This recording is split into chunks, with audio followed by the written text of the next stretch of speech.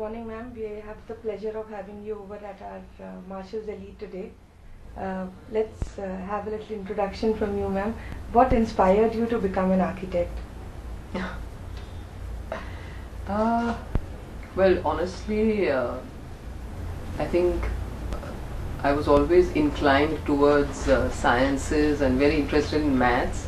And honestly, I was actually on my way to becoming a doctor, but the idea of actually opening books and going through books for another 10 years didn't appeal. But what did appeal was that architecture had this hands-on work experience. Everything about architecture was you're directly into it, you're working from virtually day one. So you may have college, but as soon as you finish with that, you don't have to wait for a long time to dive into the profession. Yeah. And of course it was a very creative profession, so you just realize along the way that there is only that much time that you can maybe be involved with a whole lot of studying and reading, etc., which I realized wasn't necessarily my forte. So that you could dream and you could create stuff that somehow came to me so much more naturally. I didn't have to apply my mind to it. It just kind of came to you. So it was like a natural progression then towards architecture.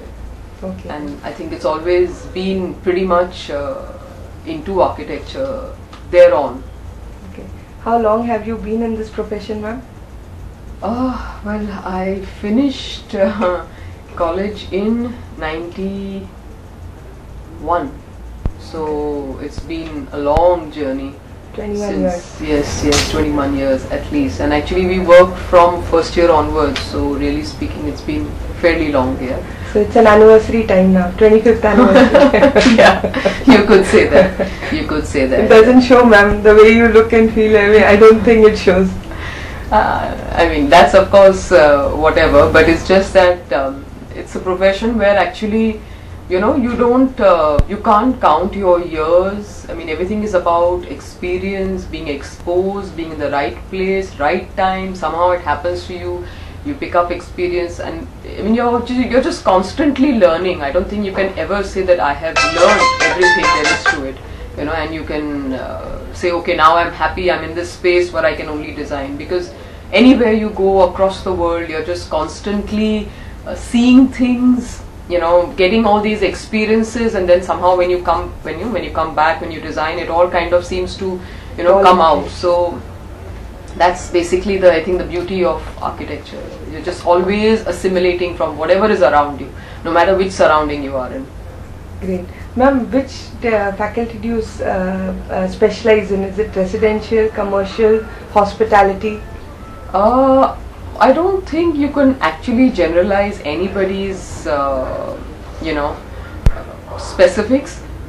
Primarily, I like to do architecture firstly. I don't necessarily dabble that much in interiors. Of course we do, because what happens is wherever we do the architecture, the interiors is a natural progression of that. But we very much like to dabble with all kinds. We do a lot of commercial buildings, commercial offices, we do a lot of residential interiors.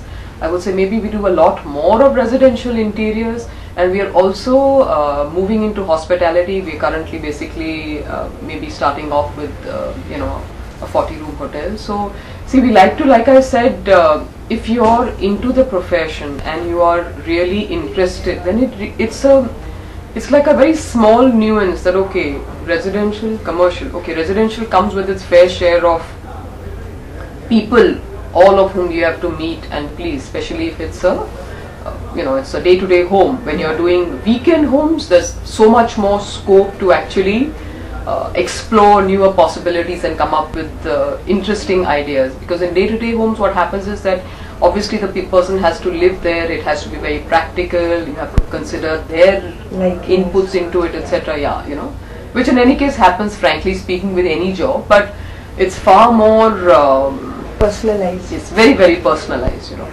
So of course commercial spaces are always more interesting to do, because you have that much more freedom, that much more flair which you can achieve, because people are far more open when you're talking about commercial spaces. So commercial spaces, hotels, have huge heights, interesting spaces. So all that of course finally boils down to better interiors, maybe even creativity. better. Yeah. The creativity is kind of better. endless when it comes to those spheres.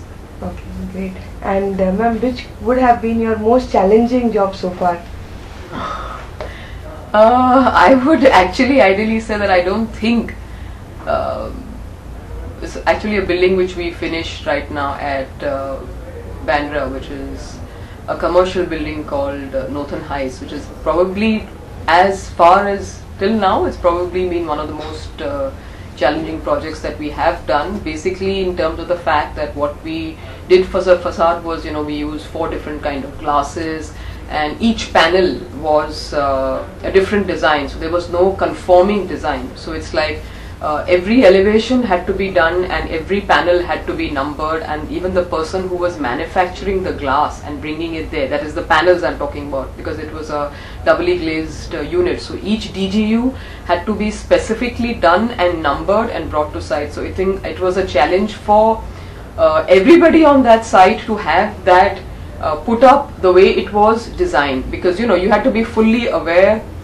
The lighting had to be done from day one, because when you're installing such DGUs, you have to already have your lights in place, so that I would say would probably be one of the most challenging jobs that we have done till now. But I would say that there are many more which are going to be far more challenging, because we would like to push the limits. We don't want to be in this happy space, so to say. We'd like to do far more creative work and push our limits.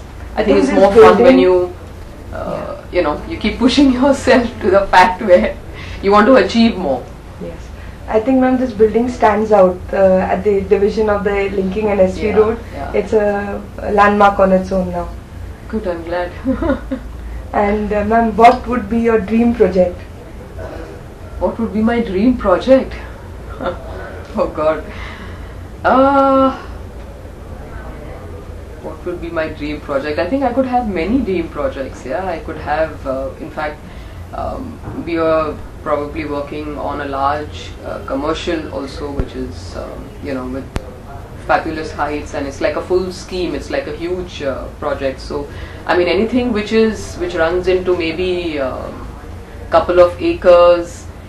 Where you have no parameters, where you hopefully and wishfully would have no BMCs to deal with, and 30 feet heights, and cantilevers and floor plates, and you can work with structural engineers who give you anything and everything which you want. I think then, whether it is a commercial, whether it is a residential, or whether it is a hotel, it would be fantastic, where you have absolutely no parameters to hold you and you can just do what you want here. Wow. Ma'am, I think when you join architecture, you're supposed to go and visit places that stand out as landmarks.